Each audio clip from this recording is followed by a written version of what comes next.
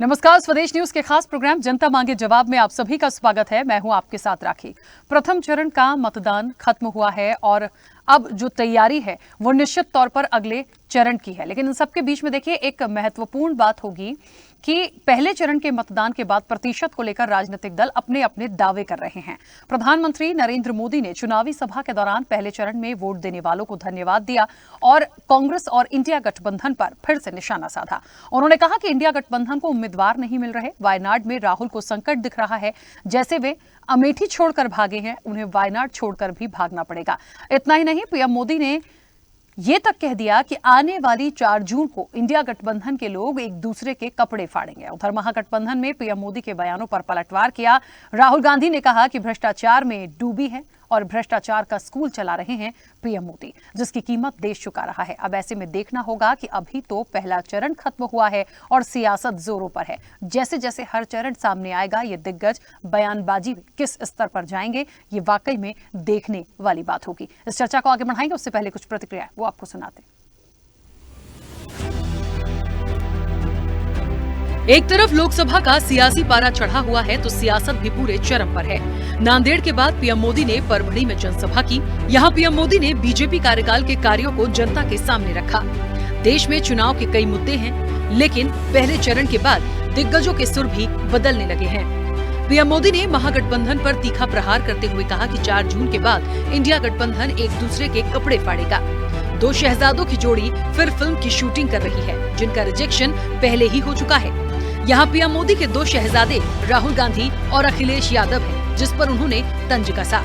PM ने कहा कि अयोध्या में राम मंदिर बना तो सपा कांग्रेस दोनों पार्टियों ने प्राण प्रतिष्ठा का निमंत्रण ठुकरा दिया। राहुल को वायनाड में संकट दिख रहा है, जैसे अमेठी छोड़कर भागना पड़ा वैसे वायनाड छोड़कर भागेंगे।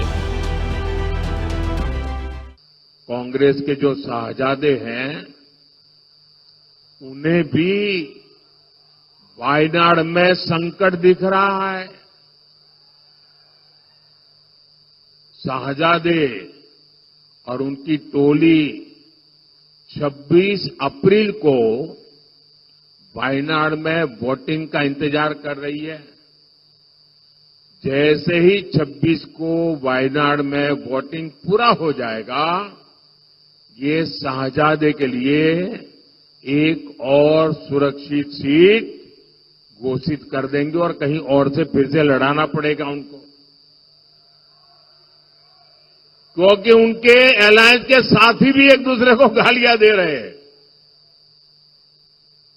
कल आपने उनके एक साथी केरल के मुख्यमंत्री ने जो शहजादे को सुनाई है, मैं भी कभी ऐसी भाषा नहीं बोलता, वो ऐसी भाषा बोली है उन्होंने साथी को।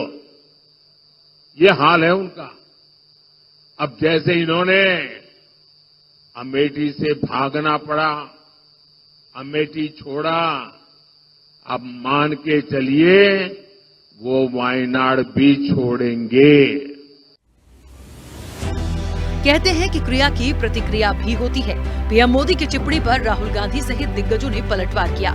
राहुल गांधी ने लिखा कि भ्रष्टाचारियों का अड्डा बन चुकी भाजपा ने अपने नेताओं को इस क्रैश कोर्स को जरूरी कर दिया है, जिसकी कीमत देश चुका रहा है। पीएम मोदी भ्रष्टाचार का स्कूल चला रहे हैं। हिंदुस्तान के सारे बिजनेसमैन इस बात को समझते हैं, जानते हैं, और प्रधानमंत्री जितनी भी सफाई देना चाहें कोई फर्क नहीं पड़ने वाला है, क्योंकि पूरा देश जानता है कि प्रधानमंत्री भ्रष्टाचार के चैंपियन हैं। इनको 150 से ज्यादा नहीं मिलने वाली है।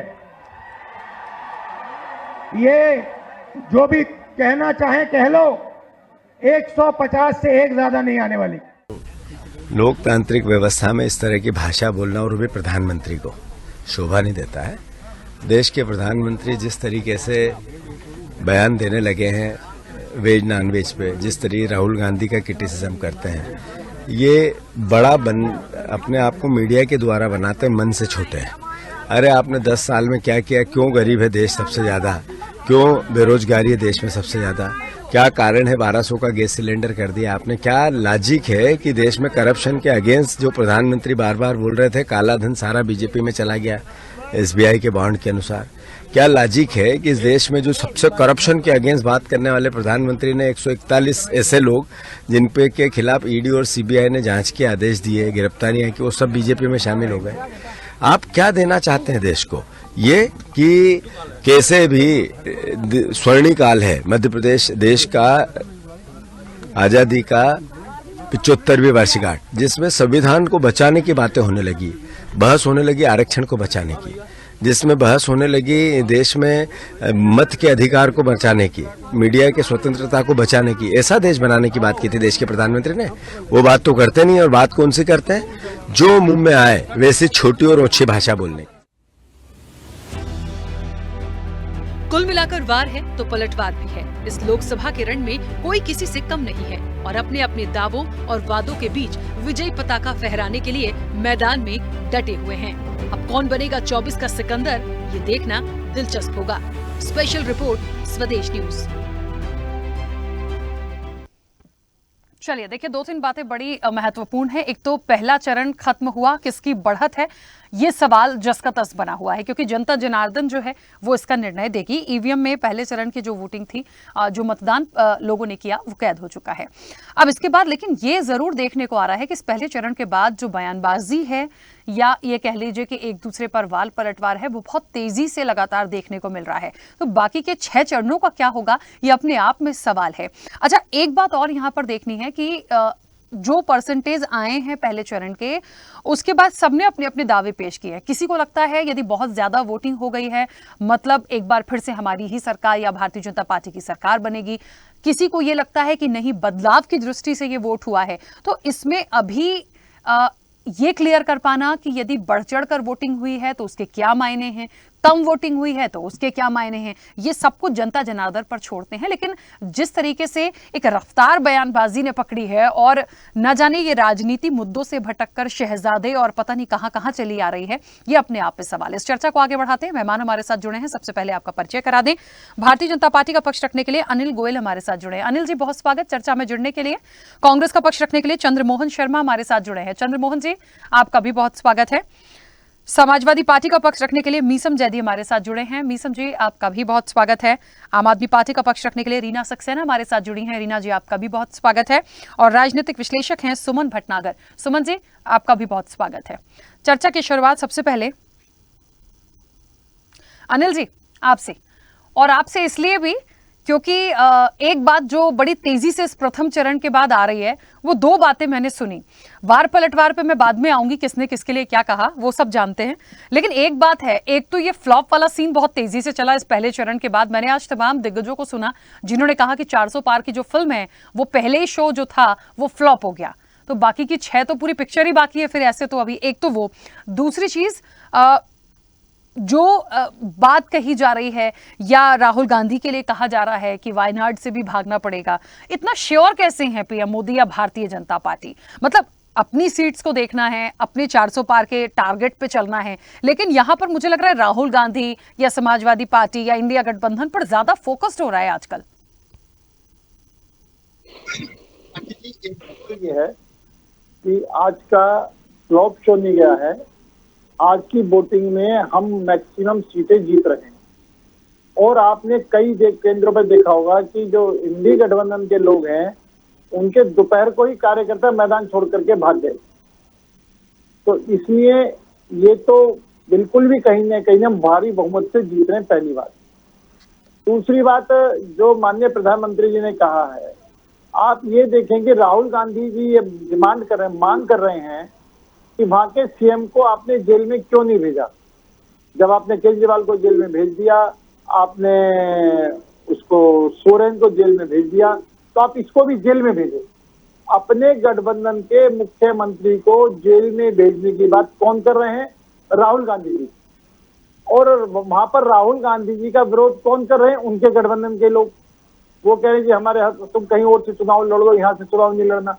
यानी वहां पर अगर देखा जाए वायनाड में, तो बीजेपी तो एक का विरोध तो है, बीजेपी का कैंडिडेट तो है, लेकिन ये आपस में भी दोनों लड़ रहे हैं, और दोनों इस स्तर तक एक दूसरे के खिलाफ चले गए हैं, जिससे एक वातावरण ये बनता है कि चुनाव के बाद ये आपस में कपड़े भी फाड़ेंगे, चुनाव के बाद ये आपस में लड़ेंगे भी। चुनाव तक भी थोड़ी बहुत इनकी भाषा संसदीय भाषा है, चुनाव के बाद तो इनकी संसदीय भाषा भी खराब हो जाएगी। जैसे आज भी मैं बताऊं, दिल्ली के अंदर जो इनका कन्हैया कुमार कांग्रेस का कैंडिडेट है, वहां पर जो मुख्यमंत्री शीला दीक्षित के बेटे संदीप दीक्षित के साथ वहां भी बहुत ही आपस में झड़प हुई थी, बहुत कहन सुनन हुई है, दोनों ने एक दूसरे के खिलाफ बहुत कुछ बोला है। तो कांग्रेस के नेता अभी भी आपस में लड़ रहे हैं और ये इंडी गठबंधन है, चुनाव के बाद आपस में एक दूसरे के कपड़े फाड़ेगा। अभी राहुल गांधी जी कह रहे थे, मैं सुन रहा था कि 150 पार नहीं करेंगे। अरे बीजेपी कितने पार करेगी, कितने पार नहीं करेगी वो बात अलग है, प्लस तुम्हारा लक्ष्य क्या है तुम तो बताओ। तुम 40 पार कर जाओ तो गनीमत है। आप अपने बारे, हमने कहा कि हम 400 पार के लक्ष्य को लेकर चल रहे हैं, आपका लक्ष्य 0 है। आप हमारे लक्ष्य पर प्रश्न लगा रहे हैं, अपना लक्ष्य रख नहीं रहे हैं। दिशाहीनता इसको कहते हैं। हर आदमी अपने स्कोर करने की बात कहता है कि मेरा स्कोर ये रहेगा, मेरा स्कोर रहेगा, ये रहेगा। वो दूसरे के स्कोर पर चैलेंज करे और अपने स्कोर की तरफ ना देखे, ये दिवालियापन है, खोखला दिवालियापन। ठीक है। और निश्चित तौर पर मैं आपके चैनल के माध्यम से देश की जनता को ये बताना चाहता हूं, कांग्रेस का काम है बीजेपी को गाली देना, इंडी गठबंधन के लोगों का काम है बीजेपी को गाली देना, और हमारा काम है देश का विकास करना, आर्थिक क्षेत्र में, ढांचागत क्षेत्र में, सड़कों का, रेल का, सबका तरक्की करना, सबका विकास करना, चाहे रक्षा का मामला हो, चाहे विदेश का मामला हो, चाहे आर्थिक संपन्नता का मामला हो, चाहे गरीब से गरीब व्यक्ति पर सरकार के पहुंचाने का मामला हो। सरकार को आगे बढ़ाना, ये हमारा लक्ष्य है कि हम भारत को आगे बढ़ाना चाहते हैं, भारत को विश्व गुरु बनाना चाहते हैं, विश्व में भारत का नाम करना चाहते हैं। ये हमारा विरोध करें, इंडी गठबंधन का विरोध करना है, विरोध करते रहे, लेकिन सकारात्मक विरोध करेंगे तो आनंद आएगा, नकारात्मक विरोध करेंगे तो जनता इनको जवाब देगी। ठीक है, चलिए अनिल जी वापस आऊंगे। चंद्रमोहन जी आवाज पहुंच रही है? पहुंच रही है। चंद्रमोहन जी, एक तो अभी अनिल जी ने भी कहा, पीएम मोदी का भी आज एक चुनावी जनसभा में स्टेटमेंट था कि इस इलेक्शन के बाद में आप देखिएगा कि जो इंडिया गठबंधन के लोग हैं वो एक दूसरे के बाल नोचेंगे, एक दूसरे के कपड़े फाड़ेंगे, और अभी वो कुछ एग्जाम्पल्स दे रहे थे कि ये तमाम चीजें हो रही हैं जिसकी वजह से परेशान होंगे। तो अब कौन किसके कपड़े फाड़ेगा कि नहीं फाड़ेगा कि क्या होगा, ये इस पर मैं व्यक्तिगत टिप्पणी नहीं करूंगी, लेकिन मैं तो इन स्टेटमेंट से बड़ी थोड़ा सा मुझे आज ऐसा लगा कि प्रथम चरण का चुनाव हुआ है और ज्यादा रिस्पॉन्सिबिलिटीज बढ़ती हैं वोटिंग के परसेंटेज के बाद, कि अभी तो 6 चरण बाकी हैं, वहां पे कपड़े फाड़ने की बात हो रही है, वहां पर ये सारे स्टेटमेंट्स आ रहे हैं। शहजादा बोला है उन्होंने अखिलेश यादव और राहुल गांधी को, पहले तो एक शहजादा था, अब 2 हो गए, पता नहीं 6 तक 3-4 और ना आ जाएं। देखिए, अब इसी से आप एक बात का संज्ञान ले सकते हैं कि आज देश के अंदर देश के प्रधानमंत्री कौन है? नरेंद्र मोदी जी। आज देश के अंदर सबसे बड़ी पार्टी कौन है? भाजपा। आज देश के अंदर 400 सीटें जीतने की बात कौन कर रही है? भाजपा। आज देश के अंदर ये कौन कह रहा है कि हमारा मुकाबला किसी से नहीं है, कांग्रेस सबसे कमजोर पार्टी है? भाजपा। आज देश में ये कौन कह रहा है कि विपक्ष है नहीं और हम मजबूत हैं? भाजपा। आज देश के अंदर ये कौन कह रहा है कि महंगाई है नहीं और महंगाई दूर हो गई है? भाजपा। अब प्रश्न ये खड़ा होता है, फिर महंगाई है क्यों? फिर बेरोजगारी है क्यों? फिर देश के ऊपर इतना कर्जा क्यों है? फिर देश के अंदर इतने भ्रष्टाचार की चीजें क्यों बाहर आ रही हैं? फिर इलेक्ट्रोल बॉन्ड के ऊपर देश के प्रधानमंत्री बोल क्यों नहीं रहे? फिर देश के अंदर स्मॉल स्केल इंडस्ट्री का ढांचा गिरता क्यों जा रहा है? नित्य प्रतिदिन उन 20 क्रोनी कैपिटल के पास पैसा क्यों बढ़ता जा रहा है? देश के निम्न वर्ग का पैसा क्यों घटता चला जा रहा है? प्रश्न ये भी हो रहा है कि 400 सीटें आप जीत रहे हैं और देश के अंदर जो नेता आता है उनको आपको शहजादा कहना पड़ता है। तो डर किसके पास है? डर उसके पास है जिसने आशियाने के अंदर अपनी कमरे के अंदर ऐशो आराम के साधन पाले हैं और अब लग रहा है कि झोली उठाने का टाइम आ गया, अब झोली उठाने को जाना है। इसी डर के बारे में जो चीज नहीं कहनी वो कह देनी, जबकि देश के प्रधानमंत्री को और भाजपा के शीर्ष को क्या कहना चाहिए कि 10 साल के अंदर मैं छाती ठोक के बोलता हूं मैंने देश के अंदर बेरोजगारी दूर करी, लेकिन करी नहीं। 10 साल को मैं छाती ठोक के करता हूं मैंने देश के अंदर महंगाई दूर करी, लेकिन करी नहीं, क्योंकि 400 रुपए किलो टमाटर बिक रहा है, 400 रुपए किलो अदरक बिक रहा है, गैस का सिलेंडर 400 से 1400 रुपए हो गया, कफन महंगा है, तेल महंगा है, बच्चे की शिक्षा महंगी है, मेडिकल सुविधा महंगी है, देश के प्रधानमंत्री छाती नहीं ठोक रहे। देश के अंदर महिलाओं के अंदर महिला को उत्पीड़न हो रहा है, मां से महंगाई है, मां से मणिपुर है, मां से महिला पहलवान है, लेकिन देश के प्रधानमंत्री कुछ बोल नहीं रहे। वाई से MY योगी फैक्टर कहा जाता है, M मोदी, Y योगी, लेकिन देश का युवा बेरोजगार होता जा रहा है। 45 साल से सबसे ज्यादा बेरोजगारी है। अरे फिर घबरा क्यों रहे हैं आप? और आपके सपनों में भी नरेंद्र मोदी जी के सपने पे राहुल जी आते हैं। अब राहुल जी वायनाड से लड़े तो देश के प्रधानमंत्री को प्रॉब्लम, और अगर वायनाड से वो किसी और सीट पे लड़ेंगे, देश की जनता चाहेगी, अमेठी से जाएंगे तो देश की जनता लड़वाना चाहेगी और देश के प्रधानमंत्री को प्रॉब्लम होगी। आपका स्तर है देश के प्रधानमंत्री का। देश की जनता ने 2014 में आपको आपके झूठ के कारण 14 और 19 के अंदर सत्ता दी है, और सत्ता में आपसे पूछा था कि देश पे कर्जा नहीं होना है। जिस डॉलर के लिए आप कहते थे कि अगर डॉलर गिरता है तो उस देश की चाक गिरती है, ताली मार मार के, वो बढ़ कैसे गया? और पेट्रोल जो 30 रुपए होना चाहिए था वो 100 के पार क्यों चला गया? डीजल को पार चला गया। लेकिन इनका कोई भी जवाब नहीं है। कोई स्मार्ट सिटी नहीं बनी, कोई बुलेट ट्रेन नहीं बनी। हाँ, इनके पास परियोजना है आज से 45 साल पुरानी, 10 साल जो गुजर गए उसका जवाब नहीं है। आने वाले जो 5 साल है उसका इनके घोषणा पत्र में कोई हिसाब नहीं है। इसीलिए इनके उस पत्र का जवाब न्याय पत्र है। हमने बोला, छाती ठोक के बोला, और एक कांग्रेस की गारंटी है, ये किसी एक व्यक्ति की गारंटी नहीं है कि अग्निवीर हटाएंगे। ये कांग्रेस की गारंटी है कि किसानों को MSP देंगे। ये कांग्रेस की गारंटी है कि हम हर युवाओं को अप्रेंटिसशिप देंगे, उसको शिक्षा का अधिकार देंगे। ये कांग्रेस की गारंटी है कि हर घर के अंदर हम एक योजना देंगे जिससे उसके घर का उज्ज्वल और प्रकाश चले। ये कांग्रेस की गारंटी है, एक व्यक्ति की गारंटी और अहंकार नहीं है। क्योंकि कांग्रेस ने देश की जनता के जनमानस के साथ जुड़कर देश के जनता के सरोकार और प्यार के साथ जो समय 50-55 साल देश की जनता ने दिया, उसमें देश की सेवा करी। ठीक है। सत्ता बदलती है, आज भी बदलेगी, लेकिन सत्ता के अंदर अहंकार जो भाजपा को है आज, वो कांग्रेस को नहीं था। क्योंकि उस अहंकार में भी अगर विपक्ष हमारे सामने नहीं था तो मेरी स्वर्गीय नेता इंदिरा गांधी ने 2 सांसद, जो इनके बड़े मुखर पुराने नेता अटल बिहारी वाजपेयी और लाल कृष्ण आडवाणी, वो खैरात में सदन में बोलने के लिए दिए थे, और उसी से ज्यादा रिस्पेक्ट के अंदर उन्होंने यूएनओ भी भेजा था। क्योंकि विपक्ष को, जब तक विपक्ष नहीं बोलेगा, सत्ता और पक्ष प्रतिपक्ष के द्वारा लोकतंत्र और जनतंत्र की गरिमा नहीं होगी। लेकिन अहंकार और देश के अंदर क्रोनिक कैपिटल के अधीन मेरे देश के प्रधानमंत्री कहीं ना कहीं बोझ के तले दबे हुए हैं, इसलिए परेशान है। 108 सीट का जो पहला विजन था वो 2014 में वोट प्रतिशत बढ़ा गया, 19 में बढ़ा गया, तो 24 में आके कम क्यों हो गया? रेखा जी, इनसे पूछिए आप 10%। आज देश का युवा क्यों नहीं सोच रहा आपकी अब नरेंद्र मोदी के जुमले नहीं चाहिए, अब देश को वो जननायक चाहिए जिसने अपने कदमों से देश को नापा और देश के जनमानस के गले मिला और रिस्पेक्ट के साथ देश की समस्या को सुनी, उसी का हल न्याय पत्र के रूप के अंदर दिया। तो वो न्याय पत्र, कांग्रेस का घोषणा पत्र देश के जनमानस का है। ठीक है, चलिए वापस आती हूँ। मिसम जी, आवाज पहुंच रही है? मैं सुन रहा हूँ। मिसम जी, मैं कुछ बोलना चाहता हूँ। अनिल जी 1 सेकंड रुकिएगा, अनिल जी 1 सेकंड रुकिएगा, वापस आ रही हूँ। मिसम जी से सवाल हो जाए।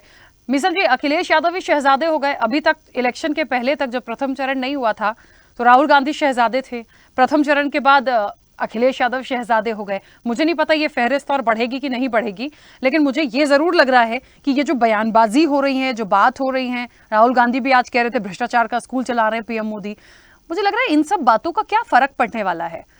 पूछ आपसे इसलिए रही हूं क्योंकि इस तरह के स्टेटमेंट्स कोई बहुत ज्यादा प्रभाव डालते हैं क्या? क्योंकि पब्लिक इतनी समझदार हो चुकी है, उनको पता है उन्हें क्या करना है, वो सारी चीजों को देख चुके हैं, समझ चुके हैं किसने क्या किया। यदि किसी ने गलत किया उसका रिजल्ट उसको मिलेगा, लेकिन इस तरह से बयानबाजी करके क्यों अपनी छवि को और खराब करना, वो कोई भी हो।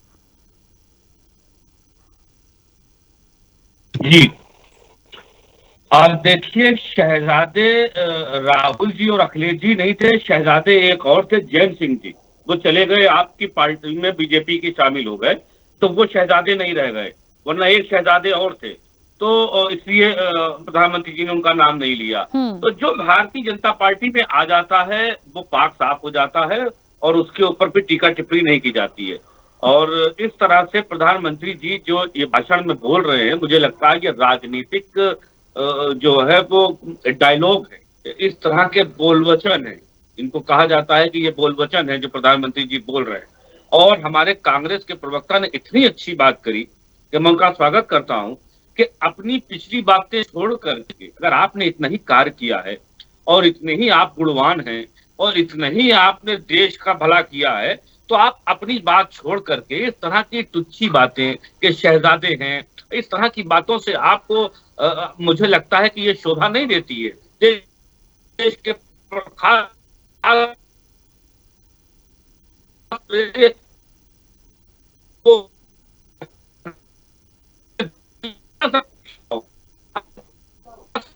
मिसर जी, आवाज नहीं आ रही आपकी।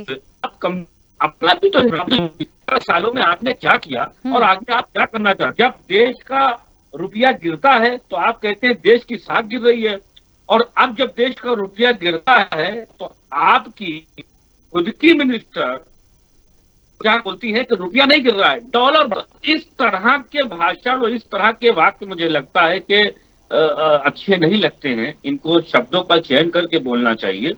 और जिस तरह से देश के अंदर लूटमार मीसब जी, आपकी आवाज नहीं आ रही है, पहले भी काफी प्रॉब्लम आ रहा था वॉइस में। ठीक है, एक बार फिर से आपको कनेक्ट करने की कोशिश करते हैं क्योंकि आवाज जो है वो प्रॉपर नहीं आ रही है। मैं वापस से आऊंगी, आप कनेक्ट होते हैं, आप अपनी बात पूरी रखिएगा। रीना जी, आम आदमी पार्टी हो, गठबंधन हो, मैं तो अब पर्टिकुलर किसी एक पार्टी की बात ही नहीं करूंगी क्योंकि ये जो जंग है, ये जो लड़ाई है, ये एनडीए वर्सेस इंडिया गठबंधन की है। और जिस तरीके से प्रथम चरण का चुनाव संपन्न हुआ है, मुझे लगता है 6 और बाकी हैं, लेकिन इसके बाद जो तकरार है वो लगातार और तेज दिख रही है मुझे। क्योंकि अभी तक तो ये होता था कि मंच पे से आप अपनी घोषणाओं के बारे में बोलिए, अपनी बातों के बारे में बोलिए, आपने जो किया उसके बारे में बोलिए, जो करने जा रहे हैं उसके बारे में बोलिए, पर अब उससे थोड़ा उसको एक लाइन में खत्म करते हैं कि ये गारंटी है या ये पत्र है और इसमें हम ये कर रहे हैं। बाकी उसके बाद ये समझ लीजिए कि जो बाकी के 15 मिनट और बोलने को मिलते होंगे उसमें सिर्फ छींटाकशी करना है, सिर्फ तंज करना है। क्या इसी से निकलेंगे? और इसमें कोई भी कम नहीं पड़ रहा। देखिए, जैसा कि आज की डिबेट का टॉपिक ही है कि मोदी जी ने बोला है कि चुनाव के बाद, लोकसभा चुनाव के बाद इंडिया गठबंधन जो है एक दूसरे के कपड़े फाड़ेंगे। मैं मोदी जी से पूछना चाहती हूँ, उनके AIDMK ने अभी उनको छोड़ा है, ऐसे बहुत सारे उनके साथी हैं जो उनको छोड़ के जा रहे हैं और दूसरी पार्टियों को ज्वाइन कर रहे हैं। तो अभी जो है सबसे बड़ा डर उनको, मोदी जी को, ये है कि इंडिया गठबंधन, जैसा कि वो हम इससे पहले पूर्व में सारे चैनल्स में देख रहे थे, न्यूज़ में कई बार आप लोग ने भी दिखाया है राखी जी, कि इंडिया गठबंधन में सामंजस्य नहीं बन रहा है, इंडिया गठबंधन में एकता नहीं दिखाई दे रही है, इंडिया गठबंधन में फूट है, आपसी मतभेद हैं, मनभेद हैं, मनमुटाव है, 2500 बातें। फिर अभी कल के एक समाचार में मैं देख रही थी कि राहुल गांधी और अखिलेश यादव एक मंच पर क्यों नहीं आ रहे हैं, ऐसी क्या दुविधा है कि वो एक मंच पर नहीं आ रहे हैं। अब भाई आज वो एक मंच पर भी आ गए, इंडिया गठबंधन में सामंजस्य भी दिख गया, सीटों का वितरण भी बड़ी शांतिपूर्वक हो गया और पूरा इंडिया गठबंधन आराम से मिलकर एक दूसरे के साथ पूरा प्रचार। आप देख रहे होंगे भोपाल में भी लोकसभा का जब अभी नामांकन भरा गया इंडिया गठबंधन के प्रत्याशी एडवोकेट अरुण श्रीवास्तव जी के द्वारा, तो पूरा इंडिया गठबंधन वहां मौजूद था। कोई भी पार्टी का सदस्य ऐसा नहीं था जो वहां मौजूद नहीं था। तो शांतिपूर्वक वो भी प्रक्रिया बहुत हर्षोल्लास के साथ संपूर्ण ऐसे ही पूरे भारत में हर जगह जहां इंडिया गठबंधन है वहां हर्षोल्लास के साथ नामांकन भरे जा रहे हैं। पूरा इंडिया गठबंधन एक दूसरे के साथ हाथ से हाथ मिला के खड़ा हुआ है। तो अब उनको डर लग रहा है, तो अब उनके पास बोलने के लिए जनता के लिए कुछ बचा ही नहीं, क्योंकि उन्होंने काम तो ना महंगाई कम करी, ना रोजगार दिया, ना काला धन वापस ला पाए, ना जो उन्होंने हमारे जनता के पैसे लूट के विदेश में बच गए, 10 साल का समय दिया जनता ने, उन तक को वो इंडिया में वापस नहीं ला पाए। तो ऐसे बहुत सारे शर्मनाक हादसे हैं। हमारी महिला पहलवानों के साथ दुर्व्यवहार हुआ, उनको न्याय नहीं दिला पाए। मणिपुर जल रहा है, आज की तारीख में भी जल रहा है, मगर डबल इंजन की सरकार का जो ये दावा बढ़ते हैं वो भी दम फेल हो गया, वो पूरा नहीं कर पाए। तो अब जनता को देने के लिए उनके पास कुछ नहीं है। तो अब वो क्या कह रहे हैं कि वो आपस में कपड़े फाड़े। अरे आप अपनी चिंता करो, आपके लोग छोड़ के आपको जा रहे हैं। AIDMK आपको अभी छोड़ के गया लोकसभा के बीच में, तो ये बहुत शर्म की बात है, जो 4 साल से आपके साथ जुड़ा हुआ था। क्या है ऐसा? आपके खुद के लोकसभा सांसद गौतम गंभीर ने आरोप लगाया कि काम नहीं करने दिया जा रहा है। आपके खुद के सनी देओल पंजाब में लापता सांसद हैं। ऐसे आपने एक रखा था जनता के सामने कि हमारे सांसद एक सांसद एक गांव को गोद लेगा और स्मार्ट गांव बनाएगा, मगर कहां है वो सांसद और कहां है वो गांव? आज तक वो प्रमाण ये देश को वालों को, गांववासी आज भी वो टकटकी बंधाए देख रहे हैं कि कब हमारे मोदी जी जो है हमारी सुध लेंगे और हमारा गांव का विकास होगा और हमारे गांव स्मार्ट गांव बनेंगे। तो ये सब जो इनकी बातें थी, बड़ी बड़ी बातें जो इन्होंने जनता के सामने फेंकी थी, वो सारी पूरी तरीके से क्लियर हो गई है। जनता जानती है। डॉलर 85 रुपए का इन्होंने पहुंचा दिया, सिलेंडर 1100 के ऊपर पहुंचा दिया, पेट्रोल 100 के ऊपर पहुंचा दिया, डीजल भी 100 के करीब पहुंचा दिया, महंगाई चरम सीमा पे पहुंचा दी, रोजगार दिया नहीं। तो भैया गैस जलेगी कैसे, खाना बनेगा कैसे जब आप रोजगार ही नहीं दोगे, धंधा ही नहीं दोगे? और क्या कह दिया युवाओं से? पकौड़ा तलो, पढ़ो और पकौड़ा तलो। ये एक और इन्होंने सगुफा दिया था। तो जनता आप समझ गई है, युवा नाराज गए और युवा इतनी हद तक नाराज है कि आपने अभी देखा था राखी जी कि कुछ समय पहले ही मध्य प्रदेश में 2 बार बेरोजगार युवा जो हैं बड़े बड़े आंदोलन कर चुके हैं और उन आंदोलनों का नतीजा जानते क्या हुआ? डबल इंजन की सरकार ने उन युवाओं पर लाठियां बरसाई, उनको रोजगार देने के बजाय उन पर लाठियां बरसाई गई। तो युवा नाराज, महिला नाराज, किसान नाराज। अभी किसानों पर गोलियां चली, उन्होंने अपने हक के लिए जब आवाज उठाई। तो पूरे देश की जनता परेशान है और इनको सिर्फ वो दिख रहा है कि वो फलाना वायनाड से भाग जाएगा, फलाना यहां से चला। आप अपना देखिए, आप भी तो गुजरात छोड़ के बनारस पहुंचे हैं। आप कौन सा गुजरात से चुनाव लड़ रहे हैं? तो अगर भागने की बात की जाए तो सबसे पहले तो आपने अपनी कर्मभूमि छोड़ी है। आप अपनी कर्मभूमि छोड़ के भाग के गए हैं दूसरी जगह। तो आप अपना जवाब दीजिए ना जनता को। ठीक है रीना जी, वापस आऊंगी। सुमन जी आवाज पहुंच रही है? सुमन जी सर म्यूट किया आपने, अनम्यूट कीजिएगा, आपकी आवाज नहीं आ रही है मुझ तक।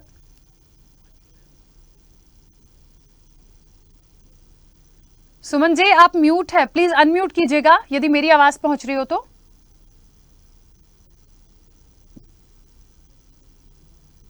सुमन जी आपकी आवाज नहीं आ रही है मुझ तक। हाँ अब आ रही है, अब आ रही है। मुझे सुन पा रहे हैं? हलचल पूछा सुमन जी नहीं, आपकी आवाज नहीं आ रही है। सर प्लीज अनम्यूट कीजिए, आप म्यूट हैं। आवाज नहीं आ रही, चंद्रमोहन जी की आ रही है। चलिए एक बार फिर से कनेक्ट करिए सुमन जी को, शायद म्यूट भी हैं तो उनको कॉल करके प्लीज बोलिए कि वो अनम्यूट करें, क्योंकि शायद मेरा ऑडियो भी नहीं पहुंच रहा है, उनकी कोई भी प्रतिक्रिया नहीं आ रही है यहां तक। मीसम जी जुड़े हैं हमारे साथ। मीसम जी आप अपनी बात थोड़ा सा जल्दी से रख लीजिएगा, क्योंकि आपकी बात आधी अधूरी ही हो पाई थी और उसके बाद क्योंकि आपका ऑडियो नहीं आ पा रहा था, प्लीज थोड़ा जल्दी से कंप्लीट कीजिएगा। जी जी जी जी जी। तो राखी जी मैं ये बता रहा था कि देश की जो इस वक्त हालात हैं, मुझे लगता है कि इन हालात में हमको देश के अंदर युवराजों पर और शहजादों पर ध्यान कम देना चाहिए, हमें अपने काम पर ध्यान देना चाहिए। हम देश की इतनी सर्वोच्च स्थान पर बैठे हैं और हमने 10 साल तक इस देश पर राज किया है, हमें उस 10 साल का हिसाब और लेखा जोखा देना चाहिए। जनता ये सुनने के लिए उत्सुक है कि आखिर जो आपने वादे किए थे, नौकरी देने के वादे किए थे, शिक्षा देने का वादा किया था, स्वास्थ्य देने का वादा किया था, आपने बेरोजगारी दूर करने का वादा किया था, काला धन लाने का वादा किया था, आपने बुलेट ट्रेन चलाने का वादा किया था, आपने स्मार्ट गांव देने का वादा किया था, आपने 20-20 लाख रुपए सबके अकाउंट में डालने का वादा किया था, आपने कहा था कि जीवन में कभी रुपया गिरेगा नहीं, रुपया गिरता है तो देश की साख गिरती है। मैं भी बैठा हूँ, इस वक्त मुख्यमंत्री हूँ गुजरात का, और मैं भी देख रहा हूँ ऐसा नहीं होता है साथियों, ऐसा नहीं होता है भाइयों। तो वो साथियों और भाइयों वाली आखिर हम उन बातों को सुनना चाहते हैं। तो क्या प्रधान जी हम लोगों की बात नहीं सुन रहे हैं, या प्रधानमंत्री जी सुनना नहीं चाहते हैं? इस तरह की बातें करके लोगों का ध्यान जो है वो आकर्षण को हटा करके, ध्यान को उनके भंग करके इस तरह की बातें करने से कोई फायदा नहीं होगा। और ये जो नारा है 400 पार 400 पार, ये कह देने से 400 पार नहीं हो जाएगा। 400 पार वही होगा नारा कि जो देश के लिए करेगा। आपने देखा जिस तरह से इलेक्टोरल बॉन्ड की बात चली कि उस पर सफाई नहीं दी गई, मनी बात नहीं की गई। देश के अंदर महिलाओं को निवस्त्र घुमाया जा रहा है। महिलाओं की आपने बात करी थी, आपने हर तरह से आपने कहा था कि देश भ्रष्टाचार मुक्त हो जाएगा, और आज जितने भ्रष्टाचारी थे वो आज आपकी पार्टी में चले गए, और जिसने आपके खिलाफ आवाज उठाई आपने उसको जेल के अंदर डाल दिया। तो अगर ये भ्रष्टाचारी हैं तो वो भी भ्रष्टाचारी हैं, तो आपने इसमें भेदभाव क्यों रखा? इस तरह की बातें देश जब सवाल पूछना चाहता है तो आखिर आप ये बातें कब करेंगे? अब ये कब करना चाहेंगे? आप मन की बात करते हैं, आप देश की बात कब करेंगे? आप अपने मन की बात करते हैं, आप अपनी बात करते हैं। आपका सूट महंगा होता चला गया, आपकी लग्जरी गाड़ियां बढ़ती चली गई, आपने हवाई जहाज और प्लेन को खरीद लिया, आपने अरबों करोड़ों रुपया अर्जित कर लिया, आपने देश के अंदर पूंजीपतियों को धनवान कर दिया और गरीब गरीब होता चला गया, और यहाँ से लोग पैसा लूट लूट करके देश का चले गए। आपने उसके ऊपर भी कोई ध्यान नहीं दिया। चाइना घुसता चला आ रहा है, आप उसके ऊपर कोई बात नहीं करते। आपने लाल आंख दिखाने की बात किया था, आपने 56 इंच सीने की बात करी थी, आपने इतनी बातें हम लोगों से करी देश में कि अगर गिनाना शुरू करते राखी जी तो मुझे लगता है कि दिन घंटे और साल और महीने साल में बदल जाएं, मगर ये बातें कभी कम नहीं हो पाएंगी। और इस तरह की बातें कि वो वहां चले गए, ये यहाँ चले गए, वायनाड देश का हिस्सा है। अगर कोई भी आदमी वायनाड से लड़े, कहीं भी से भी लड़े, कन्याकुमारी से लड़े, कश्मीर से लड़े, ये देश का एक अभिन्न अंग है।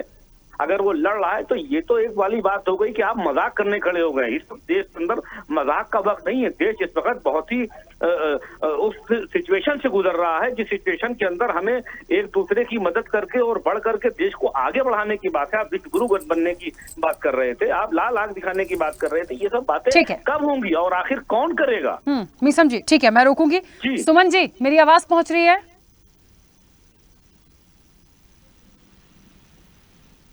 सुमन जी, आपका ऑडियो नहीं आ रहा है सर। और अभी आ रहा है? अब आ रहा है सर, अब आ रहा है। शायद आप म्यूट थे। खैर ठीक है, मैं बहुत संक्षेप में एक छोटा सा सवाल लूंगी। प्रथम चरण का चुनाव हुआ, 6 चरण और बाकी हैं। मंच पे अभी तक एक बात नोटिस करी है अमूमन कि अपनी योजनाओं की बात करते हैं, घोषणाओं की बात करते हैं, संकल्प पत्र की बात करते हैं, कोई गारंटी की बात करता है। न जाने कि उस प्रथम चरण के बाद जो प्रतिक्रिया आनी शुरू हुई, एक तो जीत के दावे आवे अपने जो इतनी तेजी से हो गए हैं कि ऐसा लग रहा है कि बिल्कुल 100% श्योर है, चाहे पक्ष हो चाहे विपक्ष हो। दूसरी चीज ये छींटाकशी करना या सिर्फ प्रहार कर देने से क्या ये मामला निकल जाएगा? एक सभा में पब्लिक आती है, वो सुनना चाहती है कि आप उनको क्या दे रहे हैं, लेकिन वहां पर जब बात शहजादों की होने लगे, जब कपड़े फाड़ने की होने लगे, जब वहां से भ्रष्टाचार के स्कूल खुलाने की बात होने लगे, ठीक है आरोप लगाइए, लेकिन मुझे लगता है उस हद तक जितना जरूरी है, क्योंकि ये पूरा देश का चुनाव मुद्दों पर है, उस पर अपनी बात को क्यों नहीं प्रॉपर तरीके से रख पा रहे? इस चुनाव में एक खास बात जो लोग हैं इस देश के, उनको ये मिल रही है देखने को कि शालीनता की हदें पार की जा रही है। चाहे वो भाजपा हो, चाहे वो कांग्रेस हो, चाहे वो और दल हो, जो पलटवार प्रतिक्रिया क्रिया जाहिर की जा रही है उसमें भाषा की शालीनता नहीं है। ये इस देश के लोगों को अच्छा नहीं लग रहा है। लोगों ने बहुत पहले चुनाव देखे हैं, बड़ी शालीन बातें होती थी, पूरी पॉइंट बातें होती थी, लेकिन अब बातें व्यक्तिगत चली गई है। अब सवाल ये है कि वायलेट छोड़ के भागेंगे, अमेठी में आएंगे नहीं आएंगे, ये व्यक्तिगत मामला है। देखो अब राहुल गांधी है, वायनाड के पिछली बार 4,30,000 वोट जीता, वो 65% वोट ली उसे। इस बार भी अगर वो लड़ता है वहां से तो उसके लिए कोई दिक्कत नहीं है, क्योंकि वहाँ मुकाबला बीजेपी से नहीं है उसका, वहाँ मुकाबला उसका यूडीएफ से है। और इसलिए मुझे लग रहा है कि ये जो भाषा की मर्यादा है ये बड़ी जरूरी है कि सभी दल अपने उसमें बनाए रखें। आज तो आपने देखा होगा जिस तरह से चाहे सत्ता पक्ष के लोग हों चाहे विपक्ष के लोग हैं, जिस तरह से भाषाएं कर रहे हैं, तो आरोप लगा रहे हैं, ये लोगों को अच्छा नहीं लग रहा है। चुनाव में जो गरिमा होती है वो गरिमा चुनाव में नहीं रह रही है अभी। ठीक है, जीत हार चलती रहती है, कोई पार्टी आगे निकलती है, कोई पार्टी पीछे रहती है, कोई जीतती है, कोई हारती है, ये सारी बात चलती रहती है। अब इतने चुनाव देखें 2004 से जीत के आ रहे हैं, कोई जीत रहा है कोई हार रहा है। जीत हार का मतलब ये नहीं है कि इस तरह की भाषाएं इस्तेमाल करें कि सुनने वाले को भी शर्म आनी चाहिए। ठीक है, अच्छा एक बात और आप ही से जानना चाहती हूँ, जिस तरीके से 400 पार की फिल्म को फ्लॉप बता रहा है महागठबंधन, और ये दावा भी राहुल गांधी ने कर दिया कि 150 पार से ज्यादा नहीं कर पाएंगे आप, 150 पे सिमटेंगे। क्या ये दावे इस वक्त पे ठीक हैं? मुझे लगता है इसका तो कोई किसी के पास कोई ठोस सबूत है या प्रमाण हो कि हम इतना ही लाएंगे या इतने से ज्यादा बढ़ेंगे नहीं, तो ये भी नहीं लगता कि बहुत ज्यादा बड़ी बातें हो रही हैं यहाँ? देखो इस बार जो वोटिंग परसेंट गिरा है इससे दो बातें तो एक तो ऐसा लग रहा है कि भाजपा के कार्यकर्ता जो पन्ना स्तर तक बैठे हुए हैं वो इतने ज्यादा आश्वस्त हो गए हैं कि 400 सीटें आ गई हमारी, तो ये हमें क्या चिंता है, मोदी जी का चेहरा आ गया हमारे सामने, जीते पड़े हैं। हो सकता है कि पूरी तरह से जो भाजपा के वोटें हैं वो निकल कर बाहर नहीं आई, एक कारण तो ये भी हो सकता है इसमें। और दूसरा कारण ये भी हो सकता है कि विपक्ष के कार्यकर्ता, विपक्ष के नेता थोड़े हतोत्साहित हैं, उन्हें लग रहा है कि माहौल बना हुआ है 400 वोटों का, 400 सीटें आने का। भाई हम कितनी मेहनत कर ले, होना तो है नहीं कुछ, छोड़ो क्या रखा है, जितना होता वो डलवाओ, नहीं होता मत डलवाओ। ये दोनों कारण इसमें नजर आ रहे हैं कि हो सकता है कि इसका फायदा भाजपा को भी हो और हो सकता है इसका फायदा कांग्रेस को या इंडिया गठबंधन को भी हो इसका फायदा। बिल्कुल ठीक है। अनिल जी कुछ कहना चाह रहे थे, पहले अपनी बात रखिएगा, लेकिन एक बात कहना चाहती हूं मैं, पीएम मोदी यदि ये कहते हैं कि अमेठी से भागना पड़ा था, वायनाड से भी भागना पड़ेगा, है ना, सोनिया गांधी के लिए भी पहले कहा गया कि चुनाव नहीं लड़ रही हैं, इनके पास प्रत्याशी नहीं हैं। मुझे ऐसा लगता है कि ठीक है, आप बोल सकते हैं, बात कर सकते हैं, पक्ष विपक्ष उनके बीच में कौन बोलेगा, आरोप लगाइए, लेकिन इस तरह से किसी के चुनाव लड़ने पर एक सांसद के लिए कुछ भी कह देना कि उनको यहाँ से भागना पड़ेगा, उनको वहाँ से भागना पड़ेगा, कल को यदि इंडिया गठबंधन कहने लगे कि पीएम मोदी पहले अपने आप को देख ले, उन्हें ना भागना पड़े, तो मुझे लगता है इन सब चीज़ों से हटके हम मुद्दों पे बात कर लें तो ज़्यादा बेहतर होगा। और सबसे बड़ी बात मैं इसलिए कह रही हूँ भारतीय जनता पार्टी के लिए आपसे ये बात, क्योंकि पीएम मोदी हमेशा ये कहते थे कि मैं भ्रष्टाचार मिटाने की बात करता हूं, वो भ्रष्टाचारियों को बचाने की बात करते हैं, मैं मुद्दों की बात करता हूं, वो छीटाकशी और तंज प्रहार करते हैं, वो मोदी को हटाने की बात करते हैं। अब पीएम मोदी को क्या हो गया, वो जा रहे हैं तो कंटिन्यूसली इंडिया गठबंधन को सिर्फ कोस रहे हैं, सिर्फ निशाना बना रहे हैं, सिर्फ प्रहार कर रहे हैं। वो तो अपनी लाइन को कम से कम क्लियर लेकर चले। राखी जी, इससे ज्यादा एक्सरसाइज क्या कि वो अमेठी से भागे हैं। आप अमेठी में चुनाव, स्मृति ईरानी अमेठी चुनाव हारी, लेकिन वो अमेठी से लगातार संपर्क में रही और संपर्क में रहने के बाद में अगला चुनाव में राहुल गांधी हारे और स्मृति ईरानी जीती। मेरा कहने मतलब क्या है कि अभी मेरे पूर्व वक्ता भी कह रहे थे कि वो गुजरात से यहाँ आए थे, वो वहां सीट हारे नहीं थे, वो दोनों सीट जीते हैं और जीतने के बाद में आज वो वाराणसी पर है। ये अमेठी हारे हैं, वायनाड जीते हैं, तो इसलिए इस बार भी उन्होंने वायनाड से ही नॉमिनेशन भरा है, वायनाड से चुनाव लड़ा है, अमेठी से नहीं लड़ा।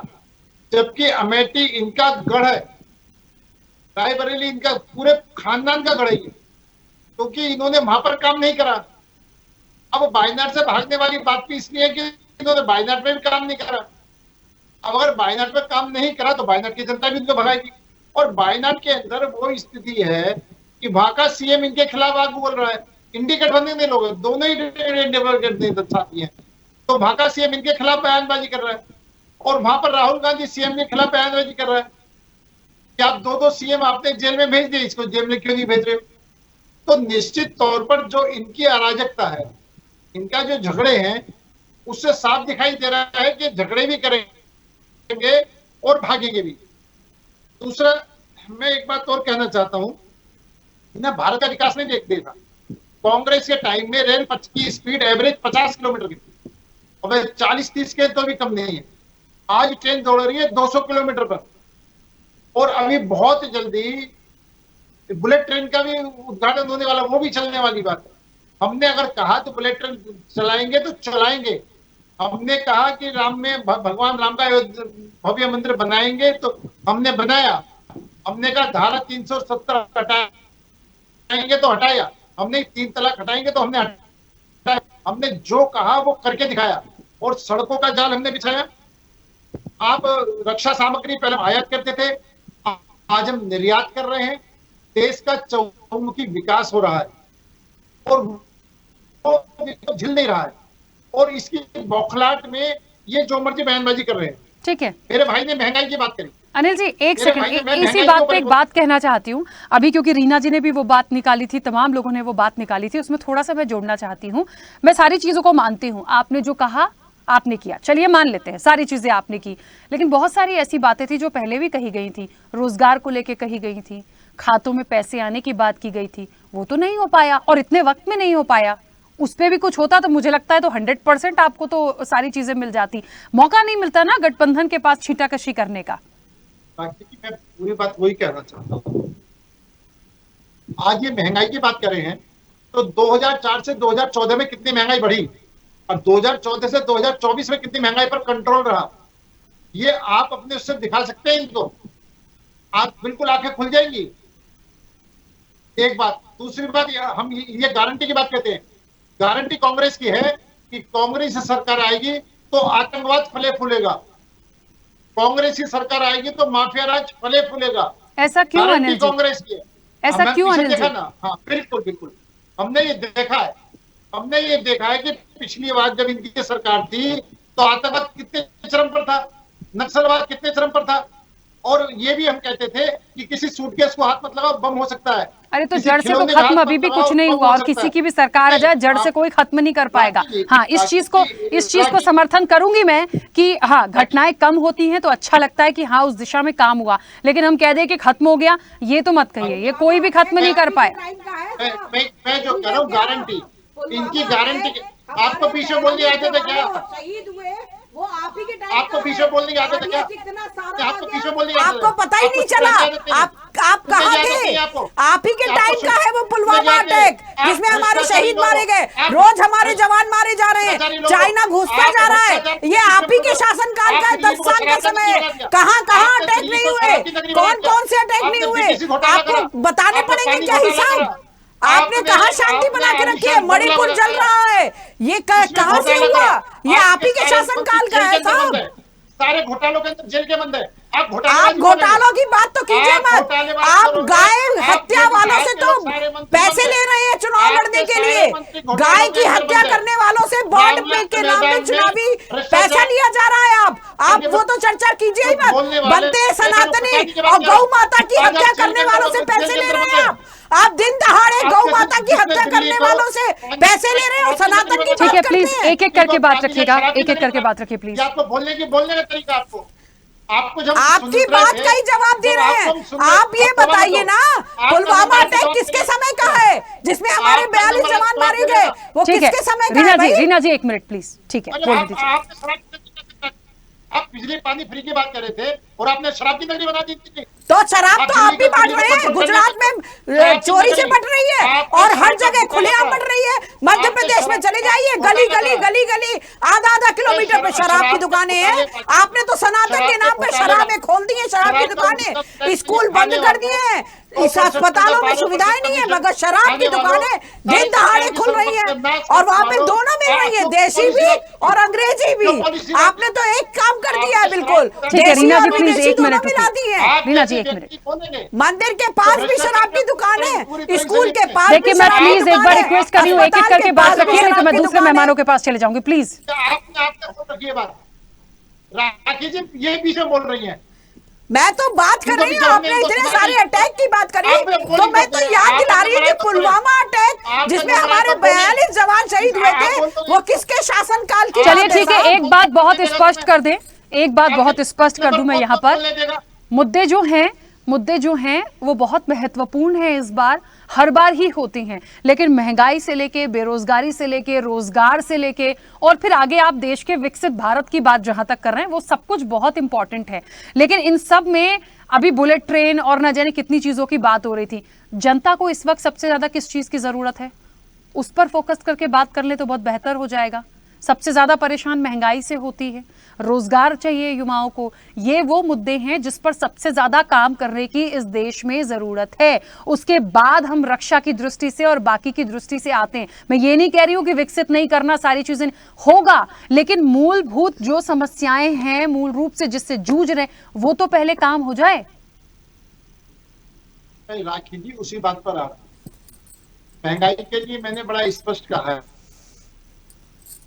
कि 2004 से 2014 और 2014 से 2024 का अगर हम इंडेक्स देखेंगे, चाहे बेरोजगारी का मामला हो, चाहे महंगाई का मामला हो, चाहे आतंकवाद का मामला हो, चाहे माफिया का मामला हो, चाहे देश में तरक्की का मामला हो, चाहे देश के आम नागरिक के उत्थान का मामला हो, चाहे रेहड़ी पटरी वालों को लोन देने का मामला हो, चाहे शौचालय बनने का मामला हो, चाहे उज्ज्वला योजना हो, चाहे आयुष्मान योजना हो, आप जितनी भी योजनाएं हैं सब योजनाओं में देश के हर नागरिक को कुछ ना कुछ मिल रहा है।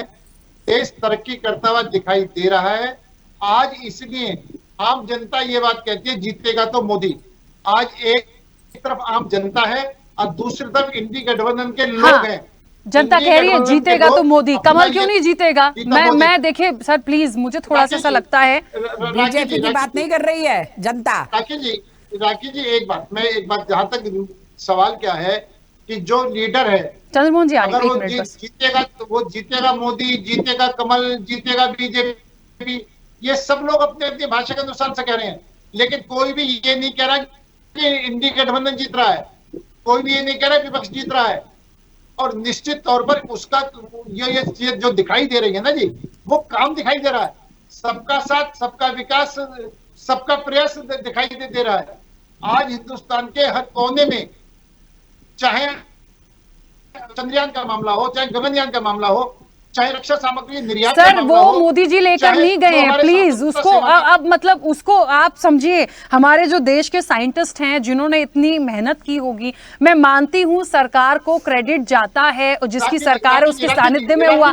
अब साइंटिस्ट मतलब उस चीज को लेकर गए, वो क्रेडिट भी भारतीय जनता पार्टी को जाए, मैं इससे सहमत नहीं हूं sir, please. Rakesh ji, scientist तो पहले भी थे, साइंटिस्ट। अच्छा, मतलब आपका पहले कभी काम नहीं हुआ, तो ये साइंटिस्ट और ये चीजें आई किसके जमाने से है? पहले नहीं गए, कोई नासा नहीं, कोई काम नहीं हुआ, कोई अंतरिक्ष में नहीं पहले गए, कोई काम नहीं किया है। सिर्फ भारतीय जनता पार्टी जब से आई है तभी से अंतरिक्ष में काम हुए हैं, ये बहुत अच्छी बात है। ट्रेन में आग लग जाती है तो भारतीय जनता पार्टी। चलिए, चंद्रमोहन जी काफी देर से कुछ कहना चाह रहे हैं, बहुत वक्त दे दिया मैंने, ठीक है ठीक है। अनिल जी प्लीज चंद्रमोहन जी को बोलने दीजिए। चंद्रमोहन जी अपनी बात रखिएगा।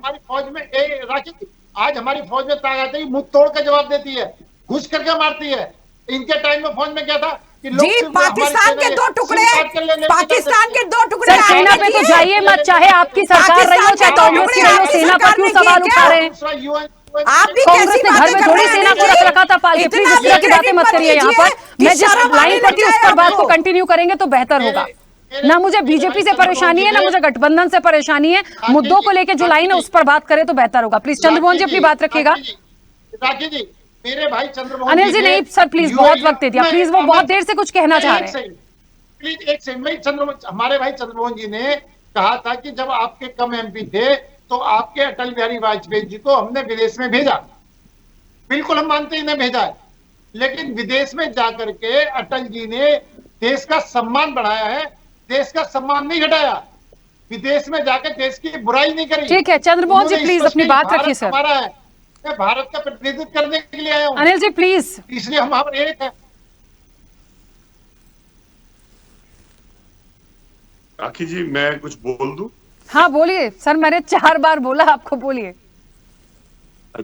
देखिए राखी जी, अभी आपकी डिबेट में बात हो रही थी और अनिल जी मेरे अच्छे दोस्त हैं और अनिल जी ने बिल्कुल ठीक कहा है कि जीतेगा तो मोदी, लेकिन वो भाजपा के इसलिए कह रहे हैं कि जीतेगा तो मोदी, लेकिन देश कह रहा है जीतेगी तो महंगाई, जीतेगी तो बेरोजगारी, जीतेगी तो वो महिलाएं जिनके साथ उत्पीड़न हुआ है, जीतेगा तो वो लद्दाख का चाइंगफांग सोनम जो बेचारा 1.5 महीने से बैठा हुआ और अपने मुद्दे की बात कर रहा है, जीतेगा वो जो देश का सैनिक जिसने शहादत दी, जो चाइना के बॉर्डर पे खड़ा और मेरे देश के प्रधानमंत्री कह रहे हैं सब चंगा है जी, जीतेगा मेरे देश का किसान जो 2 बार आपके साथ एमएसपी मांगने आया और आपने एमएसपी नहीं दी, और जीतेगा देश के अंदर वो व्यापारी जो छोटे छोटे व्यापार करता था और अपने उस पैसे के साथ देश के बाजार को चलाता था।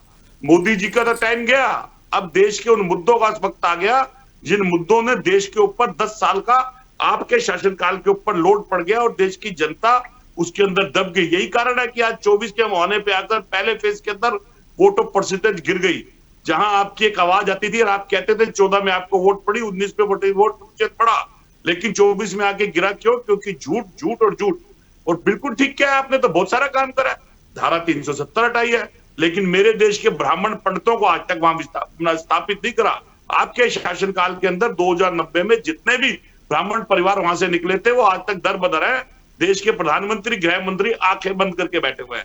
आपके मैनिफेस्टो के अंदर नॉर्थ ईस्ट की जिक्र हुआ था और आज उसी नॉर्थ ईस्ट के ऊपर मणिपुर पिछले तेलंगाना के टाइम पे इलेक्शन पे जल रहा है और देश के प्रधानमंत्री और गृह मंत्री कानों के ऊपर महात्मा गांधी जी की 3 बंदर की तरह कान यूं बंद करके मुंह ऐसे बंद करके और आंखें बंद करके बैठे हुए हैं, क्योंकि उस देश के अंदर जो महिलाओं के साथ बदतमीजी हुई और उनको नग्न अवस्था में घुमाया गया।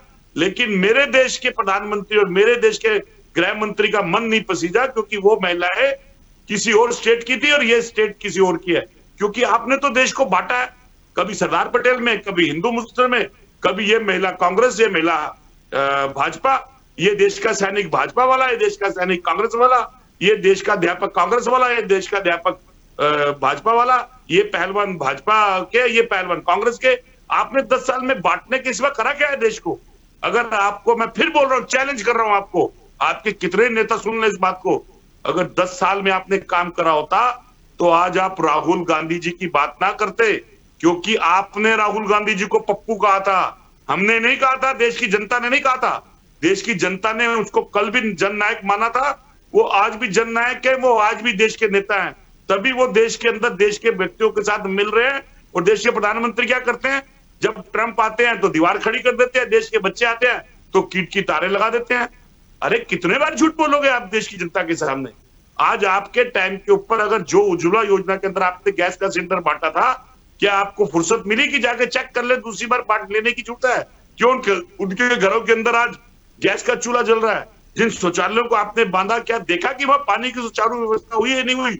आपने उन जगह पर देखा जब कोरोना के हालात के अंदर जब सिस्टम नकार रहा था, जिस हेल्थ पॉलिसी के अंदर आपने अपने हेल्थ मिनिस्टर हर्षवर्धन की कमर थपथपाई थी, तो फिर उसको उसी के अंदर हटा क्यों गया, हटा क्यों दिया गया? क्या दुर्दशा थी आपकी? और उसी के अंदर इलेक्ट्रॉन बॉन्ड के अंदर जो विषयों के अंदर जिन मेडिसिन का जिक्र हुआ और उसकी डोनेशन, धंधा लो, चंदा दो और धंधा लो, और आप कहते हो कि 10 साल में आपने लूटा नहीं। भ्रष्टाचारियों के साथ तो मैंने पहले भी बोला, आपका प्यार बहुत है, प्रेम बहुत है, क्योंकि जो भ्रष्टाचारी आपके पास आ जाए वो राम राम का, जो भ्रष्टाचारी बाहर रह जाए वो रावण नाम का। ठीक है। और आपकी पूरी पार्टी सनातन विरोधी है। जो सनातन विरोधी हो वो हिंदू विरोधी पार्टी है, क्योंकि आपने सनातनियों के आदि गुरु शंकराचार्यों का अपमान किया और आपने टोल करवाया मेरे उस सनातन धर्म के उस आदि गुरु को, कि सनातन धर्म के अंदर आदि गुरु शंकराचार्य का बहुत बड़ा सम्मान है, लेकिन आपने उनकी अनदेखी करी। बोला आपका कोई हिंदू, और आप ठेकेदारी बनते हो इन चीजों की। देश के अंदर सब धर्म, सब मानस, जनमानस देश का निवासी है। ये सनातन कहता है, ये देश का सेकुलरिज्म कहता है, देश का संविधान कहता है, ये जनतंत्र कहता है।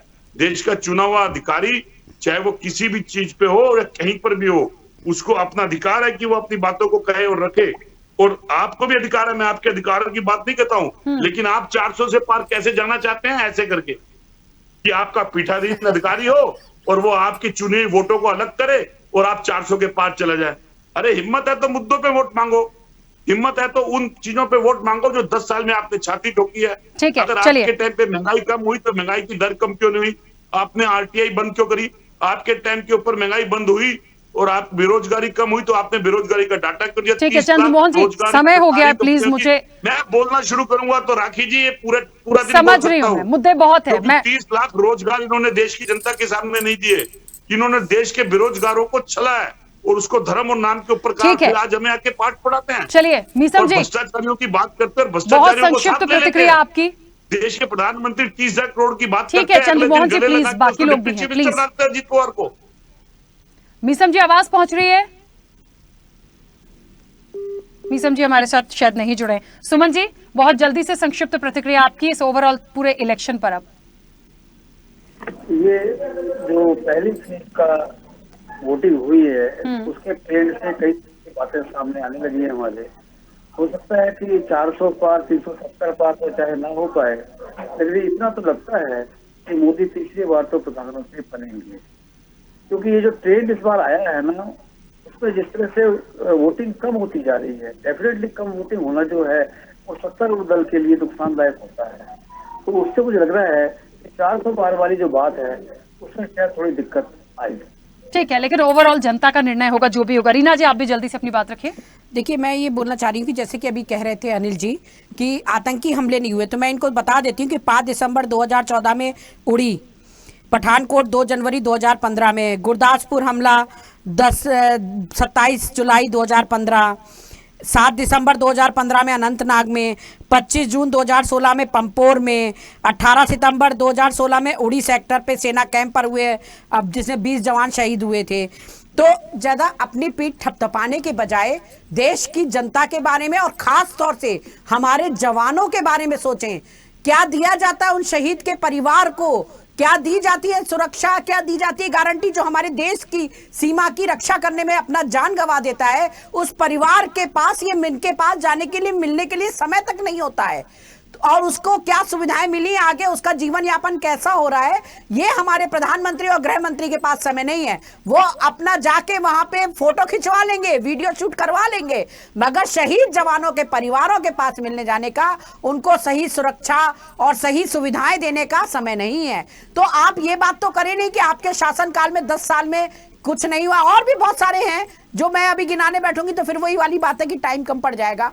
मगर पीएम मोदी जो कह के आए थे, जिसके मोदी के चेहरे पे आप लड़ रहे हैं, मोदी है तो गारंटी है, तो मैं आपको बता दूं, मोदी है तो गारंटी है महंगाई की, मोदी है तो गारंटी है बेरोजगारी की, मोदी है तो गारंटी है महिलाओं के साथ अत्याचार की, मोदी है तो गारंटी है ईमानदारों को जेल भेजने की, मोदी का है गारंटी है घोटालेबाजों को गले लगाने की, मोदी है तो गारंटी है भ्रष्टाचारियों को भाजपा में मिलाने की, मोदी है तो गारंटी है भ्रष्टाचारियों को चुनाव कराने की। आज मोदी है तो देश में सिवाय भ्रष्टाचारियों का को बढ़ाया जा रहा है, बढ़ावा जा रहा है, और जो ईमानदार जनहित काम कर रहे हैं। जी और अनिल जी प्लीज मैं बीच में रोकूंगी, समय हो गया। देखिए अभी एक चरण हुआ है, पहला चरण हुआ है, 6 बाकी हैं, बहुत सारी बातें जनता तक पहुंचाने के लिए अभी भी समय है।